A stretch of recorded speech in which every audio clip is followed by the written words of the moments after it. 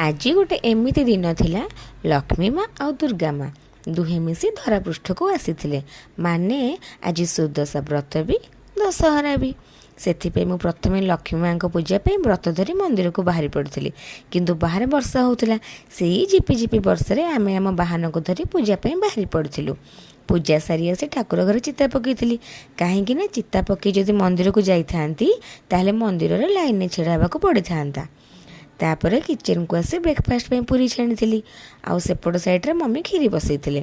Mummy ବି ପିଠା ପାଇଁ ଯନ୍ତଣୀ ଚକଡ଼ା ଚକଡ଼ି କରି ରେଡ଼ି କରୁଥିଲେ। ଆଉ ମୋତେ ନଡ଼ିଆ କୋରିବା ଦାୟିତ୍ୱଟା ଦେଇଥିଲେ। ତାପରେ ଆମର ପିଠା ପାଇଁ ପୁର ରେଡ଼ି ହେଇଗଲା। ମୋ କାମ ଥିଲା ପିଠା ଗଢ଼ିବା। ମୋତେ ଆଗରୁ ପିଠା ଗଢ଼ିବା ଆସୁନଥିଲା, ଏବେ ଟିକେ ଟିକେ ଆସିଲାଣି। ମୁଁ ମୋ ଷ୍ଟାଇଲରେ ବସି ପିଠା ଗଢ଼ି ଚାଲିଲି। ଆଉ ମମିଙ୍କ କାମ ଥିଲା ପିଠା ଛାଣିବା।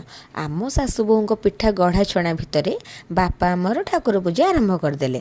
ତାପରେ ତଳକୁ ଯାଇ ଆମର ବାହାନମାନଙ୍କୁ ନୂଆ କପଡ଼ା ଆଉ ସିନ୍ଦୁର ଲଗାଇଦେଲେ।